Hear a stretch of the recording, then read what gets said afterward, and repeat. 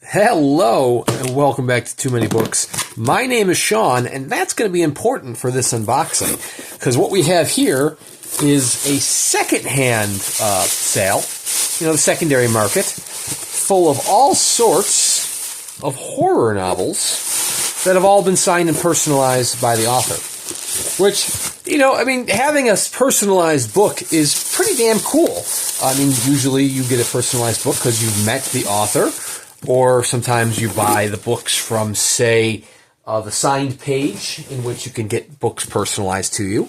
Or sometimes you might get really lucky and you see somebody with the exact same name selling their books online. And that's exactly what happened here.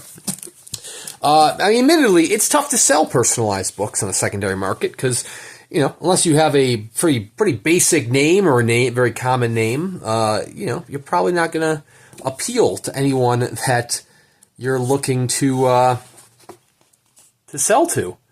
But wouldn't you know, the exact same spelling as mine, S-E-A-N, a gentleman by the name of Sean was selling his books, some personalized books, and I scooped them up, because when that opportunity arrives, if you're not familiar, Sean has a great number of different spellings. So when the opportunity arises to actually get ones with your same spelling, you take that chance. So let's dive in and look at the books together, shall we? Now, most of these are like new authors to me. I'm not familiar with some of these authors. I'm familiar with, some more than others. First up here we have Clay McLeod Chapman. I am familiar. I heard the name before. I don't know that I've read anything by Chapman, but I have a couple titles by him, including a shortwave chapbook that I recently purchased. So this is the Remaking. Once again, personalized to Sean. See you on the silver screen. It's not me, but I'll take it. I gotta say, I'm really liking the dust jacket on this one. It has kind of a horror movie or movie poster vibes with the laurels, but I think that's kind of what they're going for here. Apparently the story of the Remaking is a story of urban legends about a mother and daughter who were accused of witchcraft and killed. Decades have passed. That urban legend of, these witches has been passed down from year to year, generation to generation. And a film was made within the book universe of these witches and the story of these witches, and now they're making a remake, or the remaking of that film. And I guess, you're starting to blend the team that is remaking it is starting to blend the lines between fact and fiction, film and reality. I'm intrigued to dive right in.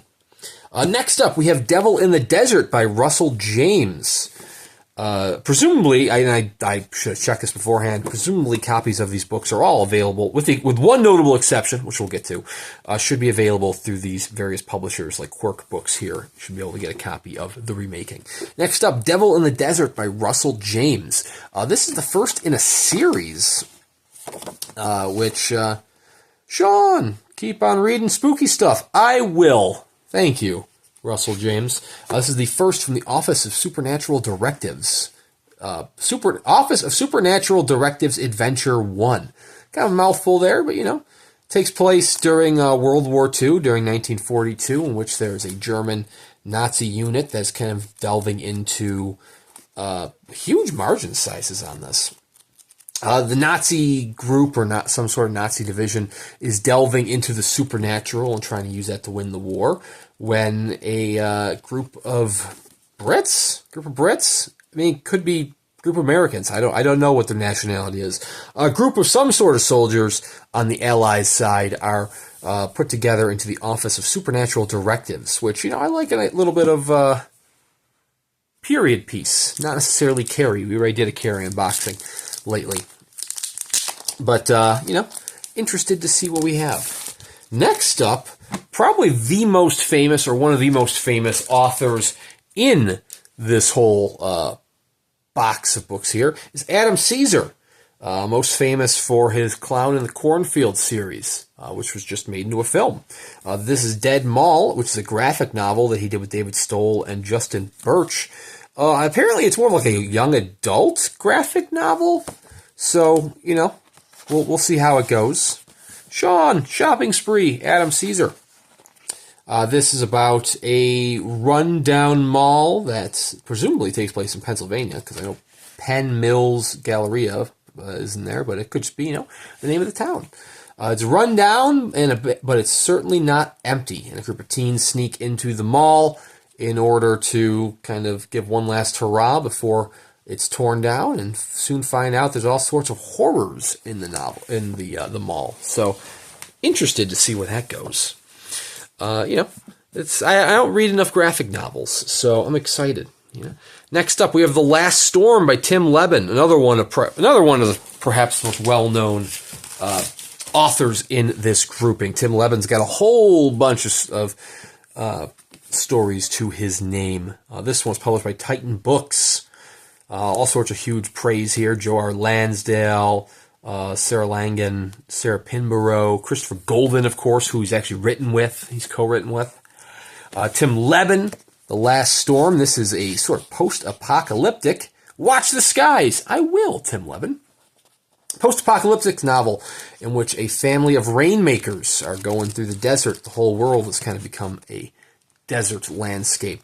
And the rainmakers have kind of sworn off their abilities after, in addition to rain being brought down, they're also raining snakes and scorpions and all sorts of things that you don't want falling on your head. So, I know it's got kind of middling reviews on Goodreads, but hey, I'm down for it. Next up, we have two shorter reads. We have Armand Rosamilia, St. John's River Monster, which kind of sounds like a good old creature feature from Severed Press. This St. John's River Monster is, Sean, you rock. Well, thank you, Armand. Like I said, not me, but I'll take it. This takes place in Florida. And you have, your own little river monster here, which decides to surface and cause havoc in the neighboring towns. Like I say, it sounds like a creature feature, but I'm all in on that. Creature features can be fun. Next up, we have I Found Puppets Living in My Apartment Walls by Ben Farthing. I don't think these novels or novellas or whatever you want to call them are interconnected, but I know there's a whole series, or, if they're just connected by like the basic premise or the titles, that Farthing has done where he finds things in places you shouldn't find things. I think I found Christmas lights crawling up my house. I found a circus in my backyard or something like that in the woods. The puppets can't wait to meet you. So this, surprisingly, is not my first piece. I Found Horror is what he's calling it. Not my first piece of puppet horror. I mean, obviously, puppet horror goes back as far as, like R.L. Stine days, back, in my younger years. But recently, I read some puppet horror in How to Sell a Haunted House by... was it Grady Hendrix that did that one? That wasn't Paul Tremblay. I think that was Grady Hendrix that did that one. And there goes my dog in the background. That had a crossover into eyeball horror in one scene that freaked the hell out of me. So yeah, he finds puppets living in his apartment walls. And then finally, last but not least, we have Devil's Creek by Todd Keisling. This is actually the one where I was saying you cannot buy it through its original publisher. Who published I Found a Puppet, by the way? It almost looks like it's just self-published. Yeah, it's just Ben Farthing, self-published. Devil's Creek. This is the the Cemetery Dance edition. If you are not familiar with the situation between Todd Keisling and Cemetery Dance, there are plenty of stories online about that. I'm not going to really go into too much detail here. Even on this channel, I had a shortwave unboxing, and I feel like there was another unboxing that I did where I talked about... it was The Stand from Cemetery Dance. I kind of talked about the Todd Keisling situation. Todd Keisling being the spark that set off the powder keg here. So this is one of the novels involved in that with Devil's Creek. Cemetery Dance is not publishing this novel any further. Instead, this is moving over to... Oh my God, who was publishing it? Was it Shortwave? I want to say it's Shortwave. Shortwave picked it up. But anyways, get thee to church, heathen. I will. Todd Keisling, he kind of got screwed over, and well, he managed to bring his situation to light. Got a lot of support from the horror community there. Devil's Creek is another sort of urban legend kind of novel, kind of in the same vein as the Remaking. Apparently there was kind of an urban legend or superstition around a church that was in Devil's Creek, Kentucky, that was the site of, I guess it's not really an urban legend because apparently it follows like some of the survivors. There was a sort of death cult, a good old mass suicide that occurred in the church. And many years later, this novel features some of the survivors of that death cult, of that mass suicide, as they kind of come to terms with their past and come to terms with the horrors set out before them. And I'm very intrigued by like this design on the pages here. I mean, it's kind of creepy to begin with. I mean, you can see it seems to get kind of more overrun with roots and cracks as we go along. It kind of dirties it up. It gets darker with each one. Don't know if that's intentional to kind of go along with the story or if it just happens to be, you know, how it is in terms of this novel being divided into parts. But I am excited to dive into this one and give it a read. I'm excited to dive into all of these and give them a read. I mean, you can't beat getting a nice signed, personalized novel. It's a very cool thing, especially when it's personalized to you. So yeah, there, my friends, is a nice, quick unboxing of a handful of personalized novels. Personalized to me, even though I was not the one originally they were personalized to. But hey, we will take it. So like I said, if you do want to pick up a copy of Devil's Creek, it's supposed to be coming out next year via shortwave. Link in the description below to all of these authors if you want to check them out for yourself. I think that is one hell of a book haul. Very cheap and very affordable. I mean, like I said, you kind of have to lower the price if it's personalized. And then it just happened to work out perfectly. So thank you, other Sean, for selling me these books. They will be treasured. I will love them. Once I have read each of these titles, I will do a full book review here on the channel, so be sure to subscribe to check that out. I do at least one book review a week with plenty of unboxing videos in between here and there.